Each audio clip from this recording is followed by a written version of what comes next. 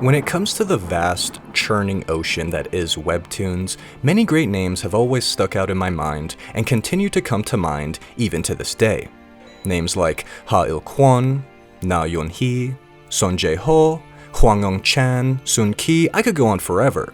But of all the people I could be listing here, one of my personal favorites has always been, and always will be, Kim Carnby, the master of mind-bending thrillers. Now, while Kim is famous for working with Hwang Eung-chan specifically on 2 separate collaborations, many people have no idea that way before any of this, way before the 2017 publishing of Sweet Home or 2014's Bastard, Kim Carnby had been making a name for himself by collaborating with another faceless author known simply by the name of Aruani.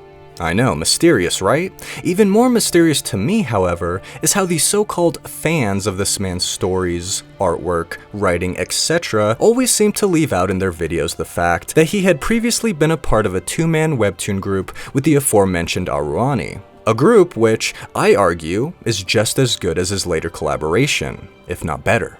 Ladies and gentlemen, without any further ados or unnecessary fanboying, this is Team Getname.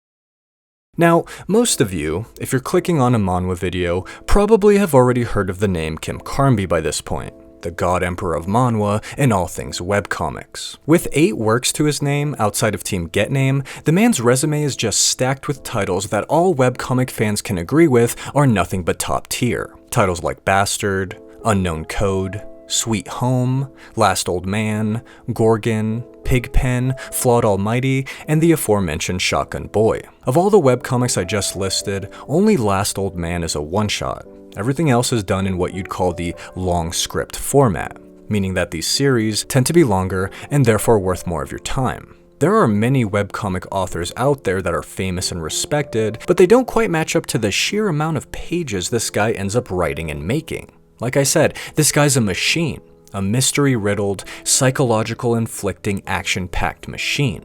Though he also writes certain scenes in a more comedic or horror fashion, so it would seem the guy's a jack of all trades. Personally, what I've always enjoyed the most about his webcomics are that no matter the genre of the story, there's always some level of intrigue or mystery to them, one that's been thought out well ahead of time. Story structure as well is incredible. Just like a good book, Carnby's stories take a few chapters to open up before the actual plot starts revealing itself. A time investment, yes, but I prefer longer stories. I'm not some TikTok brain zoomer who needs a quick entertainment. I want to be distracted for hours at a time. Hours, not just in short bursts like many other webcomics. But enough about Carnby. We all know about this guy well enough. What about his collaborative partner, Aruani? Well, information on Aruani here is extremely hard to come by online.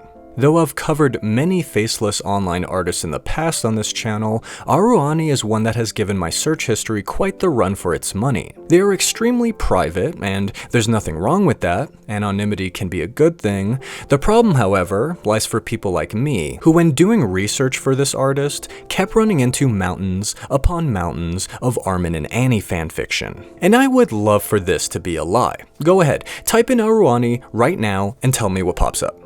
Go ahead, I'll wait. See, I'm not lying. There is so much of this stuff. Why is there so much of this stuff? Good God, why? If anything, Erwin and Levi were the better ship. Not this, not like this. Specifying with manhwa author though will get us to the artist we're looking for. And much like their personal life, the stories they make and are a part of are as equally as mysterious as they are. Outside of Team Getname, there are a total of 2 works they've made and a possible 3rd if you believe the Lee Jun-ho connection. But we'll get to that shortly. Published in 2015 by Naver and serialized through their digital comics platform, Jongsang, or Scarlet Born in English, is a story that centers itself around a website that through some unknown, mysterious way drives people to commit acts of murder. An interesting little premise, though I only wish it could be accessed more easily. Currently, as of the making of this video, the only way to read Scarlet Born, sometimes called Redemption, is through a Naver age verification that requires a Korean phone number to sign in. Now, I'm not even talking about the Naver webtoon platform, it's a sign-in prompt from the actual Naver platform itself, Naver being the Korean equivalent to Google. It's a search engine. In order to read this webcomic, I have to have a Korean phone number. Even if I search for it on the platform it's supposedly serialized on, nothing will pop up. Even typing in Aruani yields nothing. The only way to get it is directly through this Naver login prompt. My guess is maybe because you have to pay for it, but your guess is as good as mine. Luckily for us though, their second series, titled Dr. Hound, is available for us to enjoy in its entirety, all 160 chapters of it. And personally speaking, this is just one of my favorite webcomics in general. Originally published in 2017 by Naver as well, and illustrated by Liam, the series follows the investigations of Lieutenant Yeon Seo-gwan as she slowly begins to uncover a series of related crimes with the help of Dr. So-yeom's split personality, the Hound. It's essentially a Jacqueline Hyde cop investigation story with extra sprinkles of paranormal flavor in there to satisfy any horror, mystery, or drama enjoyers in the audience. The story is centered around this cult forming around a serial killer that gets people to kill themselves and others in horrible fashions. Fortunately, the police have the Hound on their side, someone who can physically see anyone's anger emanating from their body. An extremely useful tool that comes in handy not only for investigations, but for the actual scenes of the crime as well, as suspects will tend to leave traces of their anger all over the murder location. He can literally pinpoint people down based on the levels of their rage, and therefore can deduce if the crime has been done out of passion or for a greater intent. It's an extremely well-written and captivating webcomic, and one I will be covering in an upcoming video. Now earlier I spoke of this possible third piece of work done by Aruani, though this one isn't exactly as cut and dry as I'd like it to be. If this manga updates page is to be believed whatsoever, there may be a possible connection between Aruani and a man by the name of Lee Jun-ho. I don't know why this is an associated name of theirs. Nowhere else is this said to be another name for the artist Aruani, but here, and here alone, we can clearly see that they may also go by the name Lee Jun-ho. Maybe. Again, don't take this as gospel. I just needed to include this because if this is the case, then we would also have to include 2023's Let's Make a Contract into the repertoire of things this artist has made. But like I said, I have no idea if that's even true or not. It only says this information on manga updates, and I just wanted to include it to be thorough. It also makes it extra confusing because there already is another more famous Lee Jun-ho who is an actor and a singer. So yeah, trying to confirm whether or not this anonymous author is also this other anonymous author is something you'll just have to judge for yourself. But now for the collaborative efforts of Team Getname. The works and days of Team Getname, if you will, and truly something to behold in all its entirety. If you're not a fan of serial killers, anxiety-inducing scenes, intense dialogue, blood-soaked battles, or self-inflicted harm, now would be the time to click off this video. Because of the 4 works found throughout Getname's catalog, all of them are psychological mystery dramas, and violent ones at that. Of course, with the level of supernaturality varying between them. Some characters may be super cops, other might have actual powers, but for the most part, the characters of these stories are very much human. Messed up, ordinary humans. And that's something I really liked about this team's work. Yes, many of the characters in these series will be serial killers, but the ordinary folk whose eyes we view these stories from, have actually been fleshed out pretty thoroughly, with dialogue and character development actually being realistic as far as comic books go. It would seem that the longer this duo writes together, the better their characters and stories have gotten, with many of them crossing over into other series and even carrying the plot for some of them entirely. In fact, all 4 of these webcomics are all taking place not only in the same universe, but in the very same city throughout different points in time. If you start reading these webcomics in chronological order, then you'll start noticing these little Easter eggs here and there, until finally you come to the realization that some of them are even directly connected to one another. Direct sequels only revealed to us through the completion of reading every single chapter. It's an incredibly clever way to have this in-lore universe without shoving it down your throat the way stuff like Marvel does. Hats off to them. For the purposes of this list though, I will be doing these spoiler-free synopsises a little out of order, because honestly, it lends itself better to the flow of the video that way, but more importantly, it's because I want to talk about my favorite ones first. That's actually more of the reason, if I'm being honest. But don't worry, the parts I'll be talking about will only consist of the first 15 or so chapters for any given series. All of them are long enough to not give away even a hint of the endings, so please, don't worry. If anything, think of these as an appetizer for what's to come in the future, because I really want you guys to read these for yourselves and have your minds blown just the way I did. These series lend themselves perfectly to that holy shit moment you get when a twist is actually good and makes sense, especially when it comes to 2008's Superior Day. Lee Ho-chul is an ordinary man with an ordinary life. He lives in a 2-bedroom apartment with his lovely daughter and with his longtime wife. Though not necessarily a bad thing, everything about this guy's existence screams ordinary. His wife wears the pants in the family, he rarely gets promoted at work, and friends aren't exactly a thing he has an abundance of anymore, spending most of his time between job and family. However, what the man does have, out of all these things, is a neighbor by the name of Guan Shi-woo, someone he's friendly with, acquaintances even, but someone who harbors a dark and disgusting secret, because Shi-woo here is secretly a serial killer, both a gruesome and an active one at that, one that has been terrorizing his local community for the past couple months now, all of which is something Ho-chul and his family were completely oblivious to, until one fateful day. While out jogging and catching up with his neighbor over green tea, Ho-chul gets a text from an anonymous number sent to his cell phone. "I would like to tell you who is behind the bloody serial murders," it says, confusing the man until a picture loads in more incriminating than any rumor or confession possibly could. Because in the picture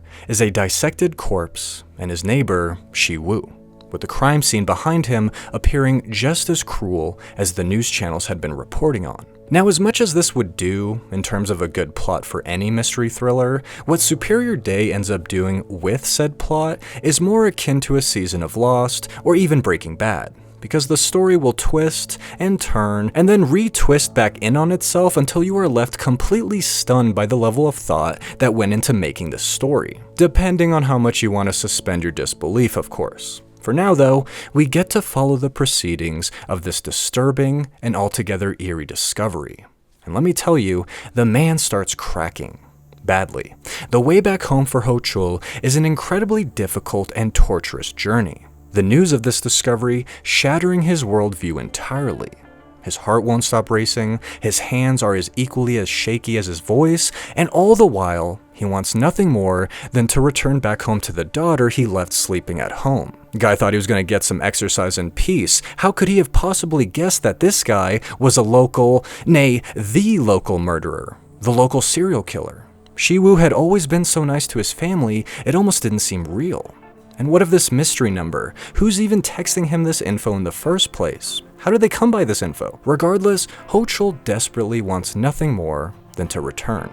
Return to his daughter, return to his apartment, but above all else, to return to normalcy. To get away from this day now turned nightmare. Something he wholeheartedly thinks he can actually do. However, after saying his goodbyes and slamming the door behind him, he collapses onto the floor. Terrified yet attempting to forget nonetheless, until finally he receives a call from an untraceable number, and the same person who texted him earlier that day. Bae Tae-jin, elusive hitman and killer for hire, has a simple request from our terrified father here. Kill the serial killer known as Shi-woo within 24 hours, or his precious little daughter will die. And people, we still haven't even gotten to the best plot twist yet. Rushing to her bedroom confirms that the daughter has in fact been kidnapped. But it only gets wilder from here on out, because not only are the father's movements being tracked by Tae-jin's hidden security camera setup, and have been this whole time, but the hitman has also left a surprise, or rather two for Ho-chul, under his daughter's bed. 2 briefcases, one with a blue sticker and one with a red. Inside the blue one, we find a change of clothes. A stylish suit intended to adorn the newbie killer, as Tae-jin can't stand the way he dresses now. It would be inappropriate for a hitman not to be wearing a suit. Next, the father opens up the red-marked suitcase, revealing to us a combat knife and a silenced pistol with a singular bullet. Just one. These now will be his new tools. No longer will pens and desktops be his forte, because for the time being, Lee Ho-chul is an honorary assassin, albeit not a very good one. The hitman, he coaches the newbie over the phone as best he can, but all the while, Ho-chul is just freaking out. I mean, who wouldn't? Within the span of half a day, his whole world has been flipped upside down and then some. But regardless of all this horror, regardless of all this bullshit and bad luck, he thinks about his family. He thinks about his wife, his daughter, and he thinks about what must be done. And so, he leaves the apartment, finding himself face to face with door 304, Shiwoo's place. Despite the brief hyping to himself he did on the way here, the actual confrontation, in person, sends him shriveling back to the scared little man he formerly was. The plan was simple: ring the doorbell and shoot. But now, he can't actually bring himself to do it, and after some awkward small talk, the serial killer excuses himself for work and begins to walk away, finally giving Ho-Chul yet another chance he desperately needed. A clean shot to the back, no eyes staring at him, no witnesses, no nothing. However, as I previously stated, this man is no killer, and struggles for what feels like an eternity as Shiwoo simply walks away down the hall, leaving the father to collapse onto the floor, paralyzed by the fear of choice. Soon, Tae-jin calls again, scolding the man for his lack of balls. And it's during this call that the two men get into a brief argument, and Ho-Chul demands he sees his daughter, or else this little arrangement they have is over and done with. I don't know if he's still in shock or something, but every second he wastes here is another second his target gets farther away, and another second closer his daughter gets to death. Why are you wasting so much time here, dude? Since we do know that the hitman is using this man, to what extent I won't reveal here, but we know that Tae-jin quite literally needs Ho-Chul to be the one who kills Shiwoo. For some reason or another, this job has to be carried out by the father in specific and cannot be done by the hitman alone. So it would in fact appear that Ho-Chul has a little bit of a bargaining power here. And therefore, Tae-jin obliges, quickly panning the phone camera to a girl gagged and bound to a pipe over on the wall. Despite it only being a couple of seconds, a father can always tell their child, and therefore, he had the confirmation he needed. So long as his daughter would remain unharmed, he would do as the hitman demanded. And so, he follows Shiwoo, a trail which leads up to the 8th floor of their same apartment. Strange, isn't it? Shiwoo said he was going to work, not somewhere else in the same apartment building. But to Tae-jin though, this isn't strange at all. After all, Shiwoo is a serial killer, and therefore is already hard at work. Here.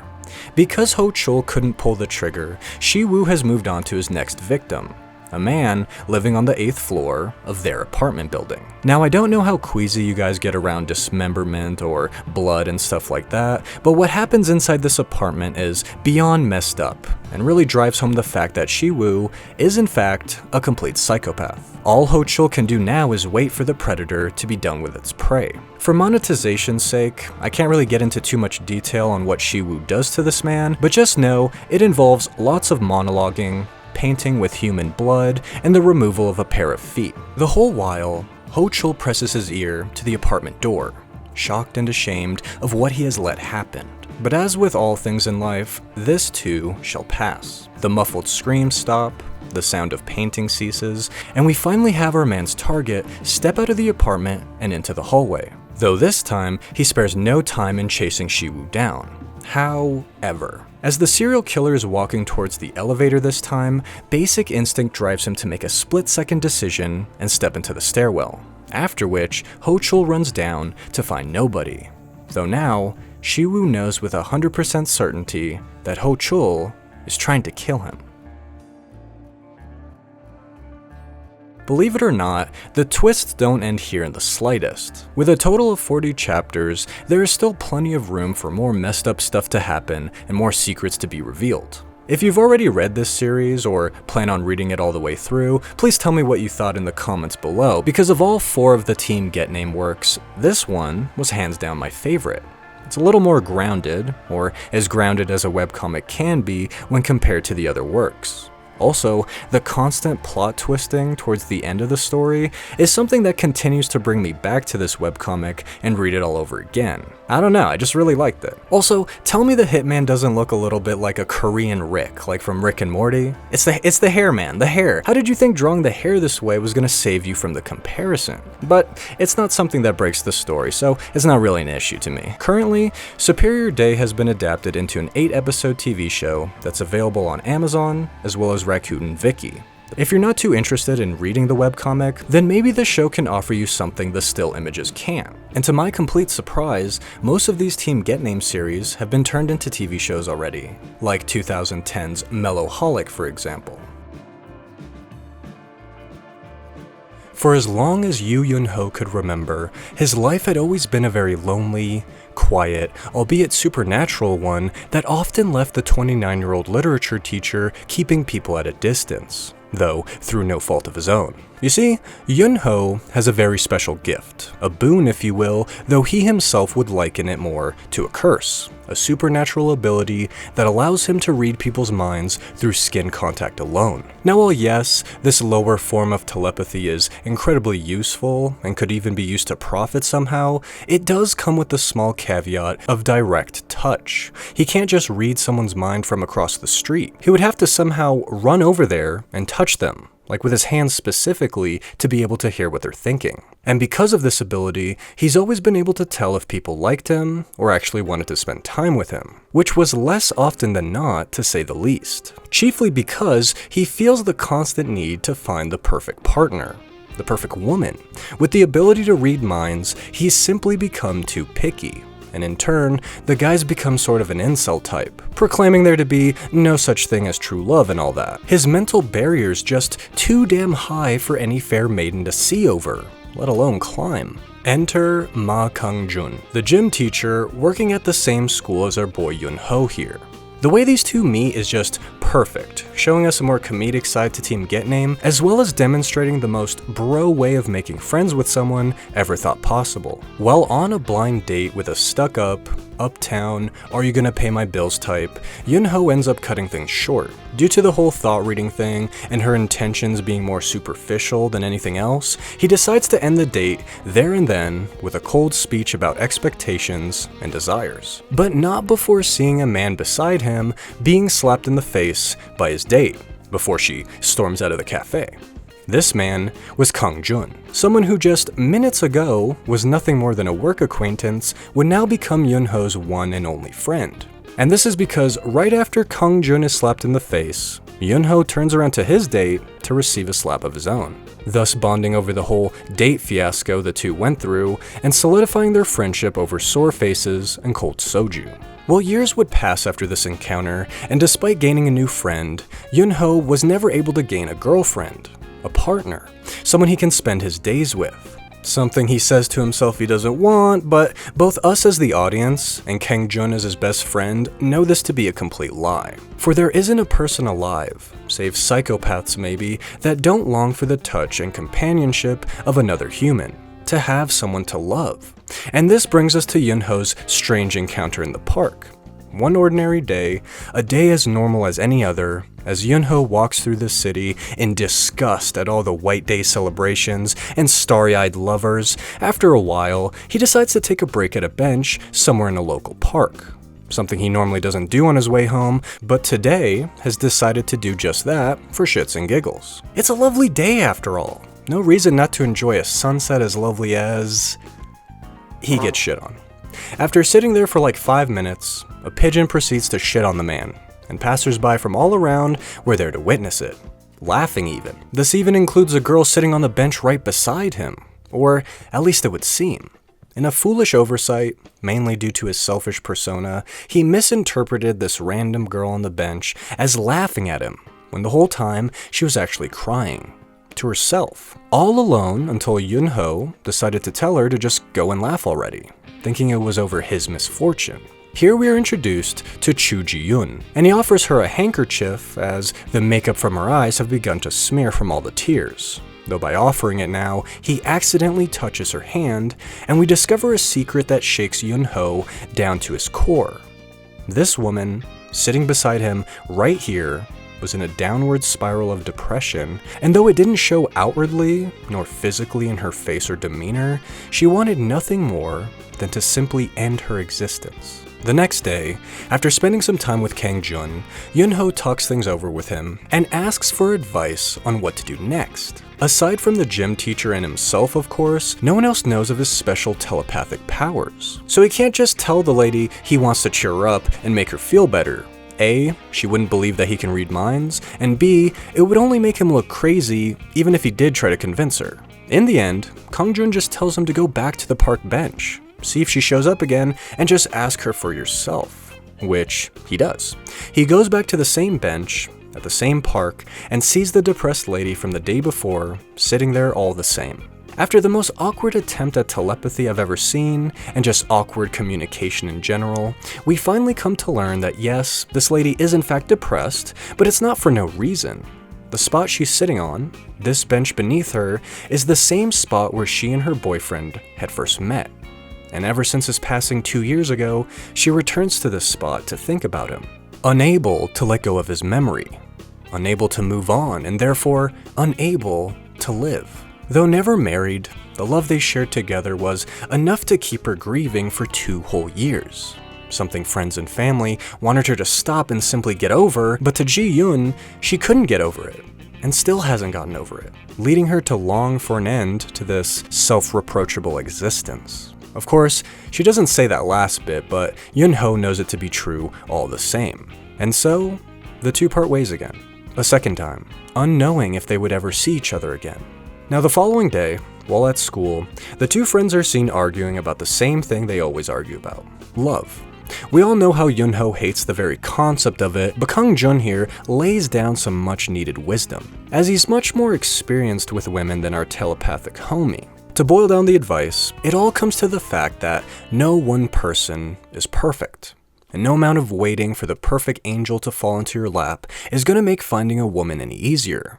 Soon, Yun-ho's going to be getting to the age where everyone around him is getting married, and he can't even find someone to talk to, let alone be with one day. Of course, these words burn Yun-ho, sting even, and throughout the day, they eventually burrow into the recesses of his mind, causing him to return to the park in the hopes of, well, in the hopes of what? I don't even think he knows. However, when Yun-ho does go back to the park bench, Ji-yoon is nowhere to be found. Unlike the 2 previous times. In fact, she wouldn't even be at the park until sometime later, passing by him without so much as a glance, completely unaware of him as she made her way to work at the park's concession stand. She's an employee of the park after all. Seeing her walk past him like this finally convinces him to give getting to know her an actual chance. She may have some emotional baggage she's dealing with right now, but Yun-ho hasn't been able to stop thinking about this lady ever since they met. And so, he goes about employing the one person who can help him in this tricky situation. The god of love himself, Kang-jun. Thanks to his cunning expertise on all things female, he has the teacher send Ji-yoon a red rose every day for 9 days straight. A gesture she was at first confused and surprised by, but one that has kept her spirits higher than they've ever been over the past 2 years. Now you might be asking yourself, 9 days? Why 9 days? Well, it's because on the 10th day, Yun-ho is instructed to bring a whole bouquet of roses to her in person to finally reveal who's been doing this secret gesture the whole time. And just as planned, he does, though it's unlike anything you've ever thought of. As Ji-yoon comes outside, and Yun-ho is standing there with the flowers, as Kang-jun rains petals from above the booth, he does something I would never ever do in a million years. He sings to her. Specifically a song titled Beside You by Kim Hyung-jung, a song that perfectly encapsulates how these two strangers first met. And ladies and gentlemen, this guy sings his little heart out. He sings, and he sings, and he sings what is an over 3-minute long song as a crowd of people gather, stare, mock, and even cheer him on. And when he's done with the whole thing, she rejects him. Ji-yoon rejects him. And rather quickly too, not saying a word, but simply turning around and retreating into the concession stand. A complete and utter failure. As the crowd begins to disperse and Kang-jun comes back to his friend, Yun-ho demands they get drunk immediately. And goddamn does this make me want to get some Korean barbecue. So after getting blackout drunk and being dragged back to his apartment by Kang-jun, Yun-ho awakens to a rather cruel sight when he gets back to school, all hungover from the night before. And would you like to guess what it is? Romantically teasing doodles from his students on his chalkboard. Because it turns out, his little gesture from the last night was captured on video and uploaded to the internet. Nearly everyone in his local area has seen this embarrassing display of affection. students and teachers included. But there is a silver lining to be had here, as Kang Jun, in regular best friend fashion, returns to the scene of Yunho's crime and asks Ji-yoon to please give his friend a second chance, or at the very least, a second meeting, which she agrees to. However, as much as Ji-yoon appreciated the gesture and the song and everything he's done, she sadly can't get over her deceased boyfriend. Though the flowers may not have been enough to win over her heart, she does thank him for giving her a reason to stick around just a little longer, if you know what I mean. Without these flowers, she may not even be here, and so she thanks him, extending her hand and confirming to Yunho that she truly meant all the things she previously said. They cannot be together. And for the first time in his life, Yunho is simultaneously love-struck and heartbroken, as this thing they had going on will never be. There never was anything going on. Now flash forward about a month, and Yunho is a complete and utter mess. A heartbroken fool who has returned to his depressive, incel-having ways. And one of the ways he chooses to fend off this heartbreak is by distracting himself. He distracts himself with television, with exercise, even with literature, but nothing seems to be getting the job done. Funnily enough, after picking up a used novel at one of these bookstores he normally visits, he discovers wedged within these pages a sad note and a photograph of a message written on a wall. The page on which he finds this being information on the Jongdongjin station, a place supposedly for couples. Well, as I've said like 3 times now, the man was utterly heartbroken and clearly was thinking very emotionally. Since he no longer returned to the park nor the bench and no longer wanted to be around his regular life scenery, he decided to visit the station and bring the photograph with him. For what reason, he really didn't know. But something inside compels him to go all the same. When he gets there though, he finds nothing aside from the sea that hugs the coast by the train station, the sight of it bringing him more sadness than any kind of relief. He finds no messages, no walls, no nothing. Why did I even come here? He questions himself. And with such a short visit, Yunho curses himself for coming all this way and heads back to the station. But as he is shuffling back all sadly and sniffly-nosed, he notices something scribbled on the wall he's walking beside. And it's not just a bunch of graffiti either, it's a message. The message. The same one from the photograph he has, and the very same one he's been searching for. Upon inspecting the initials, now more visible in person, he can clearly see the letters J and E more clearly, and sees yet another message on the same wall left by the same person only a year ago. The original message, the one he has the photograph of, was dated for June 27th of 2008, a full 2 years from this day exactly. The second message had the date June 27th of 2009, and wouldn't you know it, it just so happens to be the 27th of June today, in 2010, a full year after the last message. So theoretically, there should be someone writing a new message. When Yunho looks to his left, he sees no one writing. When he looks to his right, the same thing.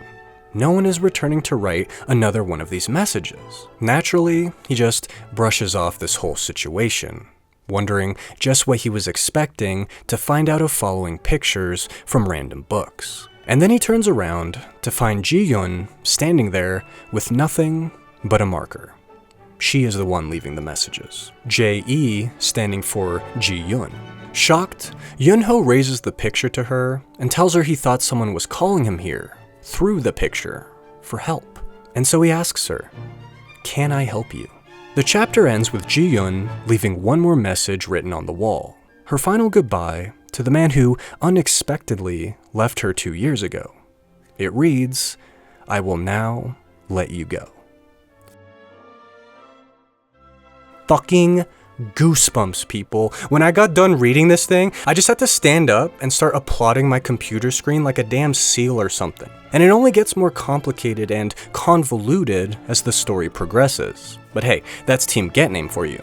And don't think this thing has the happiest of endings either. Please, go finish this thing for yourself. You will not regret it. Something I found kind of funny though is that Ho Chol makes a brief appearance in this one. Not anything major, but if you've read Superior Day prior to this, then you'll get a little chuckle out of him eavesdropping on Yunho and Kang Jun. Stuff like this is sprinkled all throughout the series, but none more so than with 2008's Hanged Doll, the very first comic made by Team Getname and a direct prequel to Superior Day, all written in the same year. Our story takes place back in 2006, inside the apartment of Wonju Tae-il, a 24-year-old college student currently enrolled at Seoul National University, which, for those of you who don't know, is basically the South Korean equivalent to Harvard. It's an extremely competitive school to get into, and one that's sought after by many employers. Well, despite this guy being smart on paper, it would seem that today of all days, he's made an easily avoidable mistake, as he's completely overslept the alarm for his blind date set up for him by his best friend, Ma Jun-chul. Something he's reminded of over a quick and hazy phone conversation. Man's already off to a bad start with the girl. And so, our boy books it, cleaning, grooming, and clothing himself in a speed to match any racehorse before mad dashing it to the cafe he should have been at 15 minutes ago. Now, if I was Tae-il, personally, I would have never have shown up to this blind date in the first place. Just me speaking here. I know all too well the scorn that comes with keeping a woman waiting, but the dummy decides to show up anyway, thanking his friend for stalling the date. Here, we are introduced to Han Ji-hyun, an IT professional currently working in the city who lives alone with her cat Joan. Though her job comes with some pretty sweet benefits, the one drawback of it all is that she only gets one day out of the month for time off, as most of her days, or rather nights, consist of working overtime, driving well into the morning hours. Girl's gotta make her money somehow, and I don't blame her, but what does this have to do with our boy Tae-il over here? Well, by being late, he has wasted her precious one day off, something she cannot stand for, and something she grills him for as she calls the date off right then and there. And I just love this part. At first, you think he's in the clear, like she wouldn't have noticed him not being on time, but their conversation slowly degrades into her becoming more and more sassy with him, before straight up leaving.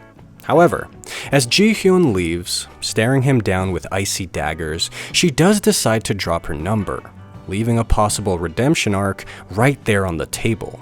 And with that, Tae-il is awestruck as she leaves the cafe, now kicking himself over messing up this date with someone he's now completely crushing on. But hey, that's dudes for you. To soothe these blues, he goes out to barbecue with Ma Jun-chul, the aforementioned best friend, a hardcore conspiracy theorist, and just overall goofy guy. And when I say conspiracy theorist, I mean like Alex Jones levels of conspiracy here. Like this dude literally believes that every single aspect of our lives is controlled by some nefarious higher power. But Tae-il humors him all the same, knowing a thing or two about conspiracies himself.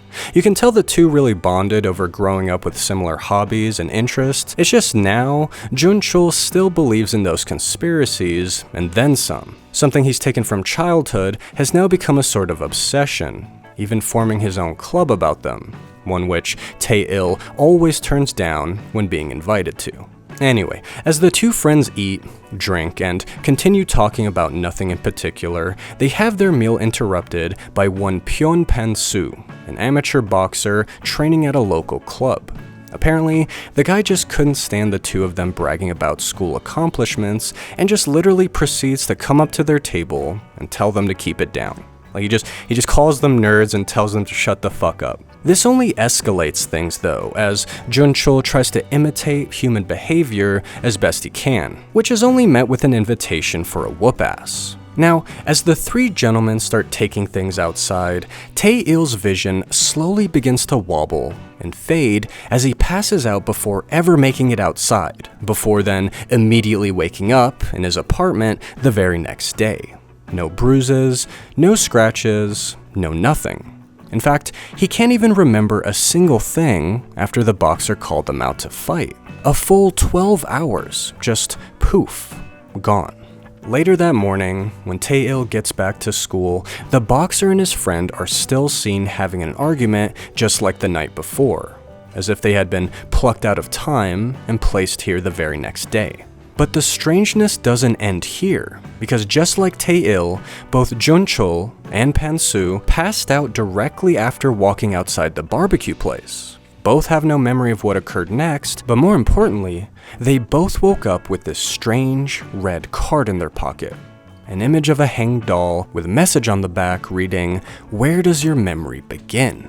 Freaked out by the whole situation, Tae-il reaches into his pocket and finds the same card. Same goes for the best friend. For whatever reason, the three of them have these cards, but no memory of how they got them.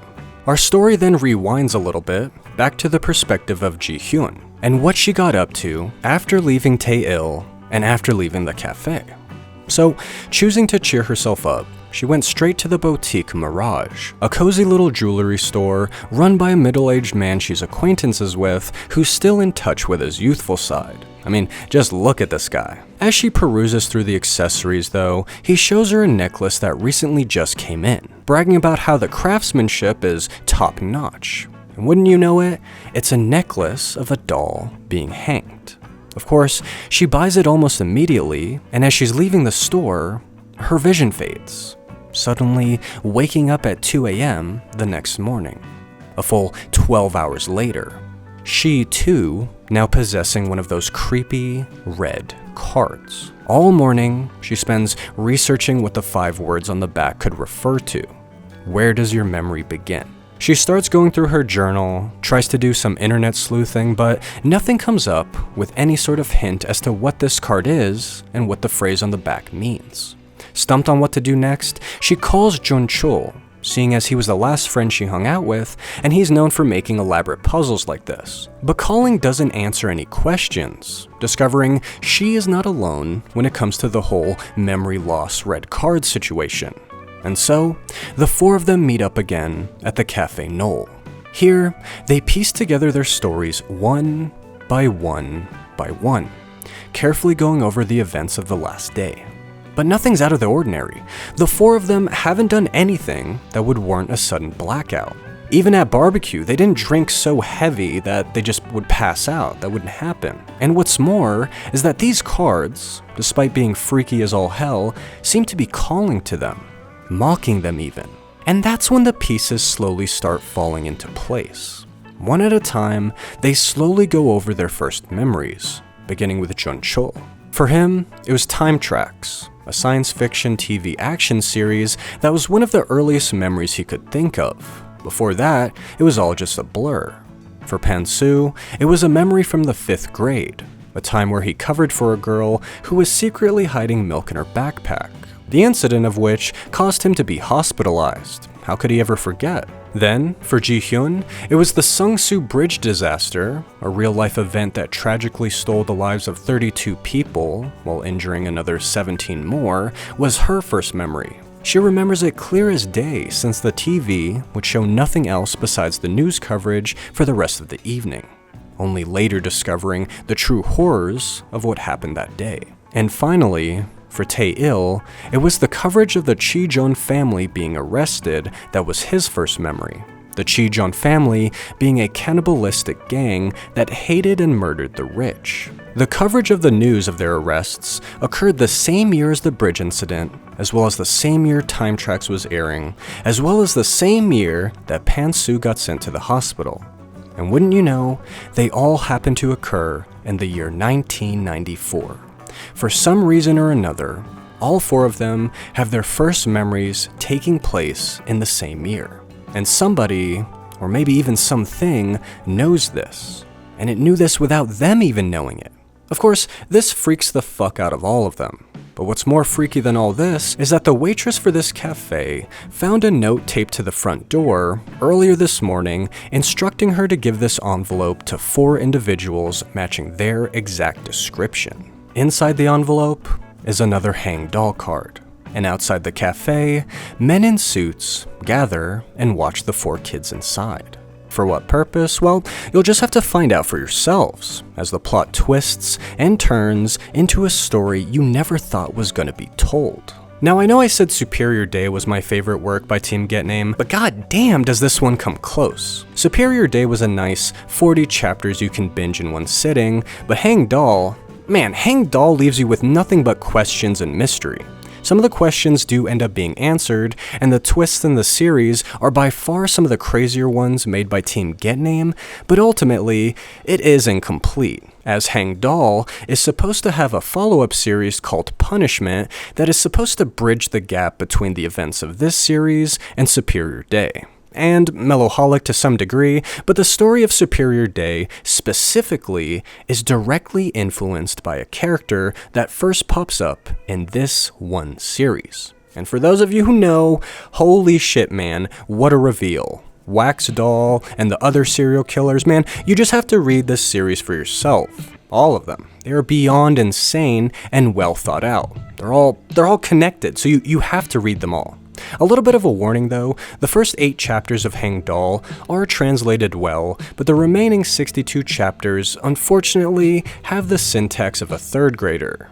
No offense or anything, I get the translators are doing this for free, but just keep that in mind when reading any further.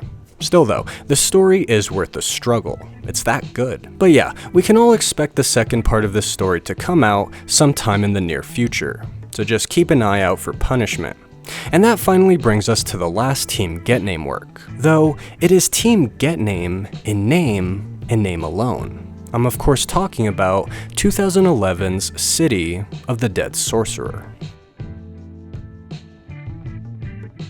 Originally published on Naver, City of the Dead Sorcerer marks the last series on this list, telling the story of a vigilante sorcerer and the detectives tasked at stopping him. In a world where magic is as easy as paying and pressing a button, this sorcerer not only distinguishes himself by saving others through over-the-top, excessive, and very much illegal magic use, but he does so also with the aid of an eldritch ace up his sleeve. The Incubus, a fish-like creature that allows him to pry out truths from people by merely presenting the creature before their very eyes.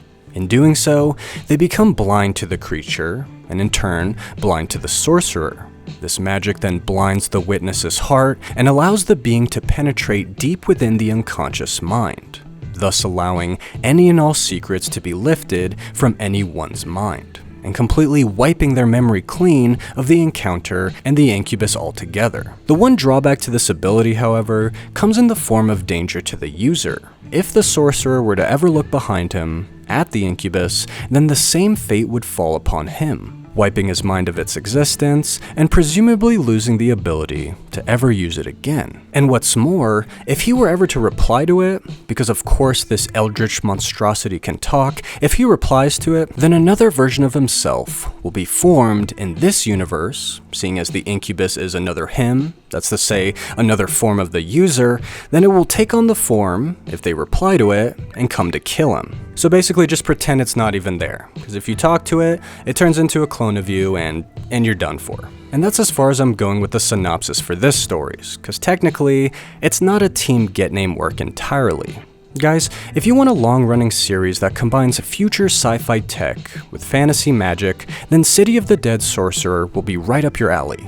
The artwork is fantastic, the detective work combined with a magic system is such a good concept, and the progression of the story overall is just so good, I would go out on a limb to argue that something like this, when animated, would be just as popular as Solo Leveling. Maybe even better since this actually has a plot to it. Now, despite the work being credited to Team Getname, the series is entirely made by Carnby, which, when you think about it, is absolutely insane. Like, this series alone is longer than the other 3 combined, and the guy just did it all by himself. This isn't to knock on Aruani or anything, they have their own solo career just as he does, but I just wanted to bring to light just how gifted Kim is as both an artist and a storyteller. Like, goddamn, this guy deserves so much more attention in the spotlight compared to what he's getting now. Don't get me wrong, other webcomic artists are good too, but this guy goes above and beyond for the fans, and it shows. Now, if I haven't convinced you to check out the works of Team Getname at this point,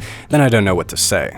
The duo, while both incredibly talented in their own right, really do shine the brightest when they're together, and in my opinion, even dominate the world of psychological thrillers in the webcomic space. At least, for the time being. Again, I recommend this group to any and all who crave those disturbing, messed up mysteries with plenty of twists and turns. To the nerds of genre cliches and the spins they place upon them, and to the newbie enjoyer of webcomics who still needs a guiding star to get them through this sea of trash.